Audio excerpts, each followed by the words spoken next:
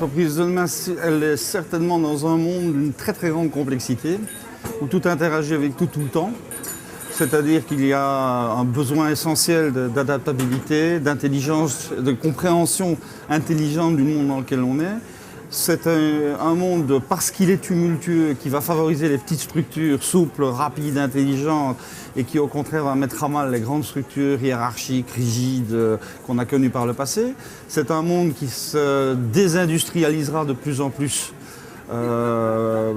Et qui au contraire verra sa valeur, verra plutôt la valeur qu'il produira dans les mondes de l'immatériel, donc le monde de l'intelligence, des idées, de la connaissance, de l'information, des savoir-faire, des savoir-être, etc., etc. Donc autrement dit, c'est une économie et une entreprise qui sera centrée essentiellement sur la matière grise humaine et beaucoup moins sur les équipements. Donc c'est une économie où, pour reprendre les mots anglais, qui ne sera pas capital intensive, mais qui sera people intensive. Donc c'est une toute autre structure financière, une toute autre d'autres circuits économiques que les circuits actuels. Ce qui me paraît relativement clair, c'est que la part spéculative de cette économie est déjà en train de s'effondrer aujourd'hui avec les, entre guillemets, soi-disant crises que nous vivons, qui sont loin d'être finies, parce que les plus grosses bulles sont à venir, elles ne sont pas passées. Donc on va voir s'effondrer en fait l'économie spéculative et virtuelle, qui n'est que de la valeur d'échange sans aucune valeur d'usage. Et par contre, on va voir remonter en puissance les valeurs d'usage et les entreprises, donc de l'économie réelle et de la valeur réelle. Alors ce qui est intéressant aussi de constater, c'est qu'on va de plus en plus vers une économie qui va se démassifier. Je veux dire par là que la grande tendance de la fin du XXe siècle, qui était de massifier l'économie de manière à avoir des produits standards, bon marché, qui conviennent à tout le monde, etc., c'est fini.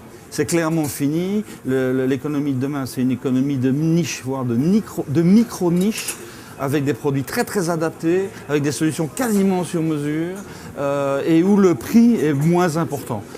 L'économie de masse, c'est le prix le plus bas possible, et la qualité, on verra. L'économie de demain, c'est l'inverse. D'abord la qualité, parce qu'on sait que finalement, le bon marché finit par coûter très cher. Parce que ça tombe en panne, parce qu'il faut le remplacer, parce que ça s'use, parce que ça ne remplit pas exactement ce qu'on espère. Et donc le bon marché finit par coûter cher. Et ça, maintenant, le consommateur commence à le savoir. Et donc il est prêt probablement pour un certain nombre de choses. Par exemple, la nourriture. C'est un exemple assez classique, pas classique, mais assez fort. Avec la nourriture, mangeons bien et mieux plutôt que beaucoup et n'importe quoi. Voilà. Ce qui est vrai pour la nutrition va être de plus en plus vrai pour toute une série de secteurs et toute une série de démarches. Alors, dernière idée que je crois importante, c'est que on va voir une logique du « et » qui va remplacer la logique du « ou ». Donc ça veut dire qu'il ne s'agira plus de choisir entre être de petite taille ou être dans un grand groupe. Il s'agira d'être à la fois de petite taille et dans un grand réseau. Et que donc il va falloir apprendre à travailler en réseau, ce qui n'est pas du tout évident. Qu'il va falloir pouvoir affirmer sa petite taille, donc avoir la possibilité d'affirmer une autonomie réelle. Je sais ce que je vaux, je sais ce que je veux faire, je sais pourquoi je veux le faire. Donc individuation, mais à l'inverse, le faire tout seul est impossible parce que tout est trop interdépendant de tout le reste. Donc nécessairement une logique de réseau doit se mettre en place et il faut apprendre donc à travailler dans cette logique-là qui n'est pas forcément évidente. Parce que dans un réseau, il n'y a plus de principe hiérarchique. Et donc il y a une logique de collaboration et non pas une logique de domination. Donc ça change beaucoup de choses dans la manière de gérer, la manière de penser, la manière de travailler, de communiquer.